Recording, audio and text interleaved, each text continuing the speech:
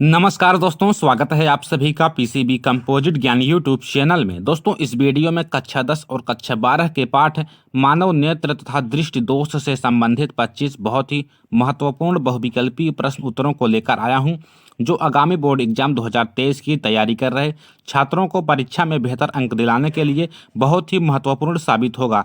दोस्तों, board exam में पहला प्रश्न बहुविकल्पीय होता है, जिसमें 5 प्रश्न पूछे जाते हैं। सभी प्रश्न एक एक नंबर का होता है। टोटल मिलाकर पहला प्रश्न 5 अंक का होता है, जिसमें प्रश्न पूछा जाएगा और 4 ऑप्शन दिए जाएंगे, जिनमें से एक ऑप्शन सही होता है, जिसे चुनना होता है। तो दोस्तों, यह वीडियो बहुत ही महत्वपूर्ण होने वाला है, तो इसे ध्यानपूर्वक लास्ट तक देखें। हो सकता है इस 25 प्रश्नों में से 2-3 प्रश्न एग्जाम में आ जाएं, जिससे आपका 3 नंबर पक्का हो जाएगा। तो चलिए चलते हैं अपने पहले प्रश्न की तरफ। पहला क्वेश्चन दिया गया है, दोस्तों ध्यान से समझिएगा। पहला क्वेश्चन है, मानव नेत्र के किस भाग पर किसी वस्तु का प्रतिबिंब बनाते हैं। दोस्तों, आप लोग ध्यान दीजिएगा, बहुत ही महत्वपूर्ण प्रश्न है, अक्सर बोर्ड एग्जाम में पूछा जाता है। प्रश्न एक बार फिर से पढ़िए। प्रश्न कह रहा है, मानव नेत्र के किस भाग पर किसी वस्तु का प्रतिबिंब बनता है। कहने का मतलब दोस्तों, हमारी आंख में किस जगह किसी भी वस्तु का प्रतिबिंब बनता है। तो दोस्तों, यहाँ पर 4 ऑप्शन दिए गए हैं। पहला ऑप्शन है कॉर्निया, बी नंबर ऑप्शन परितारिका, सी पुतली और डी रेटिना या दृष्टिपटल। तो दोस्तों, आप लोग हमेशा याद रखें, मानव नेत्र में रेटिना पर ही किसी भी वस्तु का प्रतिबिंब बनता है। तो यहाँ पर डी नंबर ऑप्शन रेटिना या दृष्टिपटल इज द राइट आंसर। बढ़ते हैं नेक्स्ट क्वेश्चन की तरफ। दूसरा नंबर क्वेश्चन दिया गया है, दोस्तों बहुत ही महत्वपूर्ण है। प्रश्न कह रहा है, एक स्वस्थ मानव नेत्र के लिए निकट तथा दूर बिंदु क्रमशः कितने होते हैं। यानी कि स्वस्थ मानव के लिए निकट बिंदु तथा दूर बिंदु कितना होता है। कहने का मतलब निकट से निकट रखी वस्तु को कितने दूरी पर देख सकते हैं और दूर से दूर कितने दूरी पर वस्तुओं को देख सकते हैं। तो दोस्तों, इसके लिए राइट आंसर है डी नंबर ऑप्शन। मानव नेत्र के लिए निकट बिंदु है 25 सेंटीमीटर और दूर बिंदु है अनंत तक। यानी कि जैसे हमें चंद्रमा देखनी हो, चंद्रमा दोस्तों काफ़ी दूर है, हम चंद्रमा को देख सकते हैं, और ठीक इसी प्रकार निकट से निकट 25 सेंटीमीटर की वस्तुओं को हम देख सकते हैं। बढ़ते हैं नेक्स्ट क्वेश्चन की तरफ। तीसरा नंबर क्वेश्चन दिया गया है, दोस्तों बहुत ही महत्वपूर्ण है। यह यूपी बोर्ड 2015, 2018 और 2020 में पूछा गया प्रश्न है। दोस्तों, आप लोग इसे जरूर से जरूर याद रखें। प्रश्न कह रहा है, नेत्र लेंस की फोकस दूरी अधिक हो जाने पर कौन सा दृष्टि दोष होता है।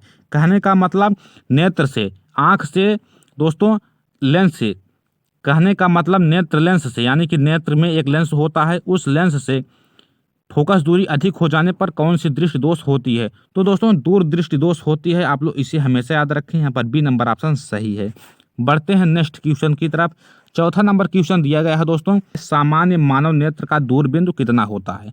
दोस्तों, आप लोग ध्यान दीजिएगा, बहुत ही महत्वपूर्ण प्रश्न है। सामान्य मानव नेत्र का दूरबिंदु कितना होता है। तो दोस्तों, सामान्य मानव नेत्र का दूरबिंदु अनंत होता है, आप लोग इसे याद रखें। और 25 सेंटीमीटर दोस्तों निकट बिंदु होता है, आप लोग इसे भी याद रखें। लेकिन यहाँ पर डी नंबर ऑप्शन सही है, आप लोग इसे हमेशा याद रखें। बढ़ते हैं नेक्स्ट क्वेश्चन की तरफ। 5वां नंबर क्वेश्चन दिया गया है, दोस्तों ध्यान से समझिएगा। नेत्र में किसी वस्तु का प्रतिबिंब कैसा होता है। नेत्र में किसी भी वस्तु का प्रतिबिंब कैसा होता है। तो दोस्तों, इसके लिए राइट आंसर है सी नंबर ऑप्शन, वास्तविक, उल्टा तथा छोटा होता है। आप लोग इसे याद रखें। बढ़ते हैं नेक्स्ट क्वेश्चन की तरफ। 6वां नंबर क्वेश्चन दिया गया है, दोस्तों प्रकाश के किस रंग का तरंगदैर्घ्य सबसे कम होता है। बहुत ही महत्वपूर्ण प्रश्न है दोस्तों, अक्सर बोर्ड एग्जाम में पूछा जाता है। हो सकता है बोर्ड एग्जाम 2023 में पूछा जाए कि प्रकाश के किस रंग का तरंगदैर्घ्य सबसे कम होता है। तो बैगनी रंग का तरंगदैर्घ्य सबसे कम होता है। यहाँ पर ए नंबर ऑप्शन सही है। बढ़ते हैं नेक्स्ट क्वेश्चन की तरफ। 7वां नंबर क्वेश्चन दिया गया है, तारों के टिमटिमाने की व्याख्या किस सिद्धांत पर आधारित है। तो दोस्तों, इसके लिए राइट आंसर है ए नंबर ऑप्शन, अपवर्तन के सिद्धांत पर आधारित है। बढ़ते हैं नेक्स्ट क्वेश्चन की तरफ। 8वां नंबर क्वेश्चन दिया गया है, बहुत ही महत्वपूर्ण प्रश्न है। यह यूपी बोर्ड 2014 और 2017 और 2020 में पूछा गया प्रश्न है। तो 8वां नंबर क्वेश्चन है, अपने लेंस की फोकस दूरी को बदलकर या दूर या निकट की वस्तुओं को साफ साफ देख सकते हैं। आंखों के गुण को क्या कहते हैं। तो दोस्तों, आंखों की इस गुण को सहसंबंधन क्षमता कहते हैं। संबंधन क्षमता द्वारा ही फोकस दूरी को बदलकर या दूर या निकट की वस्तुओं को साफ साफ देख सकते हैं। अगला क्वेश्चन दिया गया है, दोस्तों मानव नेत्र में किस प्रकार का लेंस पाया जाता है। तो दोस्तों, मानव नेत्र में उत्तल लेंस पाया जाता है। आप लोग इसे हमेशा याद रखें, यहाँ पर ए नंबर ऑप्शन सही है। और उत्तल लेंस दोस्तों किनारों किनारों पर पतला होता है तथा बीच में मोटा होता है, इसे उत्तल लेंस कहते हैं। ठीक इसी का अपोजिट अवतल लेंस होता है। यह किनारों किनारों पर मोटा होता है और बीच में पतला होता है, जिसे अवतल लेंस कहते हैं। अगला क्वेश्चन दिया गया है 10 नंबर क्वेश्चन है दोस्तों, ध्यान से समझिएगा। जो नेत्र दूर स्थित वस्तुओं को स्पष्ट नहीं देख पाता उस नेत्र में होता है दोस्तों निकट दृष्टि दोष होता है। आप इसे याद रखें।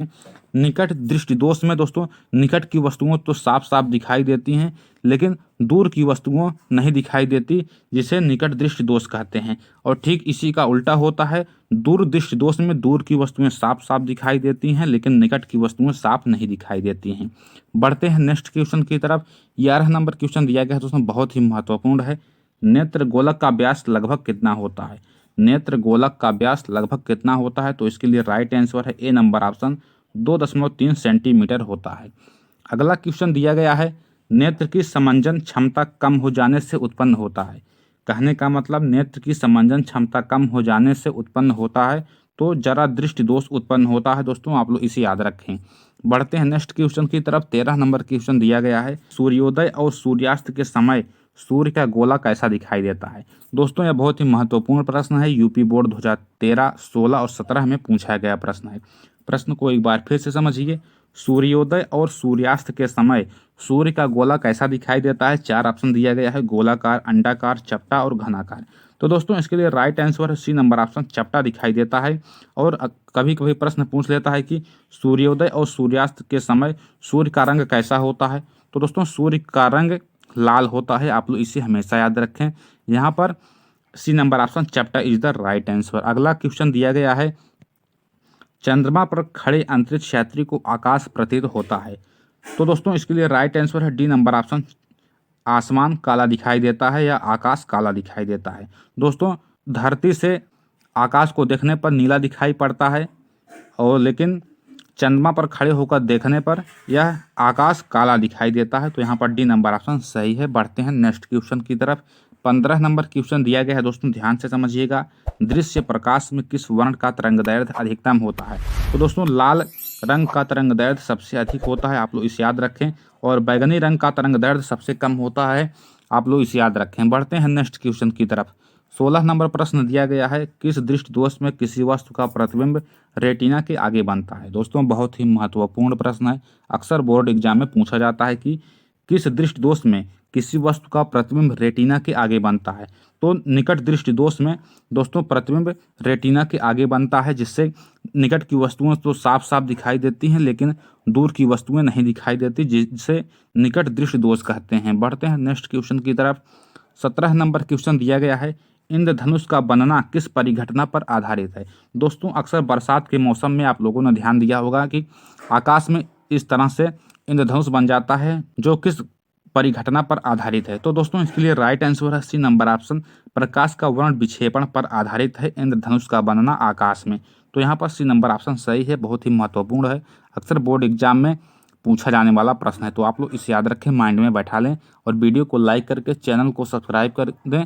बढ़ते हैं नेक्स्ट क्वेश्चन की तरफ। 18 नंबर प्रश्न दिया गया है, जो नेत्र निकट स्थित वस्तु को साफ साफ नहीं देख सकता उस नेत्र में होता है। कहने का मतलब जो नेत्र निकट स्थित वस्तुओं को साफ नहीं देख सकता उस नेत्र में क्या होता है? तो दोस्तों इसके लिए राइट आंसर है ए नंबर ऑप्शन, दूरदृष्टि दोष।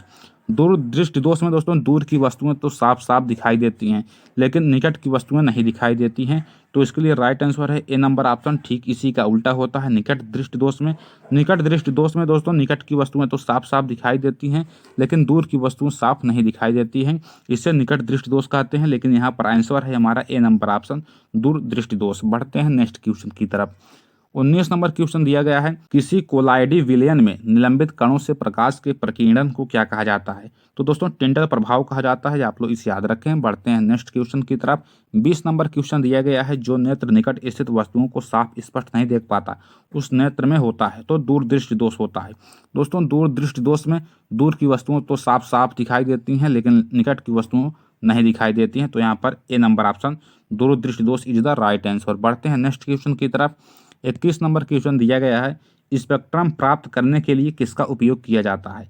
स्पेक्ट्रम प्राप्त करने के लिए किसका उपयोग किया जाता है? तो दोस्तों प्रिज्म का उपयोग किया जाता है। यहाँ पर डी नंबर ऑप्शन सही है। प्रिज्म दोस्तों इस तरह का होता है, यहाँ से प्रकाश गुजारी जाती है तो प्रिज्म से होकर निकलने वाली 7 रंगों में विभेदित हो जाती है। दोस्तों आप लोग इसे याद रखें, इसे विबग्योर शब्द से भी प्रदर्शित किया जा सकता है। तो यहाँ पर D number option prism is the right answer. बढ़ते हैं नेक्स्ट क्वेश्चन की तरफ। 22 नंबर क्वेश्चन दिया गया है, वेरी मोस्ट इंपॉर्टेंट क्वेश्चन है दोस्तों, आप लोग इसे याद रखें, बहुत ही महत्वपूर्ण है। अक्सर बोर्ड एग्जाम में पूछा जाता है कि आकाश का रंग नीला प्रतीत होता है, किसके कारण आकाश का रंग नीला दिखाई देता है। तो दोस्तों इसके लिए राइट आंसर है बी नंबर ऑप्शन, प्रकाश के प्रकीर्णन के कारण आकाश का रंग नीला दिखाई देता है। अब बढ़ते हैं नेक्स्ट क्वेश्चन की तरफ। 23 नंबर क्वेश्चन दिया गया है, यदि किसी वस्तु का प्रतिबिंब रेटिना के पीछे बनता है तो वह व्यक्ति किस दृष्टि दोष से पीड़ित है। तो यहाँ पर ए नंबर ऑप्शन सही है, दूर दृष्टि दोष से पीड़ित है। और निकट दृष्टि दोष में दोस्तों रेटिना के आगे बनता है प्रतिबिंब, जिसे निकट दृष्टि दोष कहते हैं, लेकिन यहाँ पर रेटिना से पीछे प्रतिबिंब बनता है तो उसे दूर दृष्टि दोष कहते हैं। यहाँ पर ए नंबर ऑप्शन सही है, बहुत ही महत्वपूर्ण है, अक्सर बोर्ड एग्जाम में पूछा जाता है। बढ़ते हैं 24 नंबर क्वेश्चन की तरफ। क्वेश्चन दिया गया है दोस्तों, जरा दूरदर्शिता से पीड़ित व्यक्ति का उपचार किस प्रकार के लेंस से किया जाता है। जरा दूरदर्शिता से पीड़ित व्यक्ति का उपचार किस प्रकार के लेंस द्वारा किया जाता है। तो दोस्तों बाईफोकल लेंस द्वारा किया जाता है, द्विउतरी लेंस द्वारा जरा दूरदर्शिता से पीड़ित व्यक्ति का उपचार किया जाता है। तो यहाँ पर बी नंबर ऑप्शन सही है। बढ़ते हैं लास्ट क्वेश्चन की तरफ दोस्तों। लास्ट नंबर क्वेश्चन दिया गया है, 25 नंबर क्वेश्चन है, बहुत ही महत्वपूर्ण है। पुतली के साइज को नियंत्रित करने वाला गहरा पेशीय डायफ्राम क्या कहलाता है। तो दोस्तों ए नंबर ऑप्शन परितारिका कहलाता है, आप इसे याद रखें। तो दोस्तों आशा करता हूं आप लोगों को वीडियो पसंद आई होगी, तो प्लीज़ वीडियो को लाइक कर दें, चैनल को सब्सक्राइब करके बगल में बने बेल आइकन को दबा दें, जिससे न्यू वीडियो की नोटिफिकेशन आप तक पहुंचती रहे। ये रहा दोस्तों मानव नेत्र तथा दूरदृष्टि दोष से संबंधित 25 बहुत ही महत्वपूर्ण प्रश्नों के पार्ट 1 और पार्ट 2 के लिए दोस्तों डिस्क्रिप्शन में लिंक दिया गया है, लिंक को टच करके वीडियो को पूरा देखें। धन्यवाद दोस्तों, मिलते हैं नेक्स्ट वीडियो में।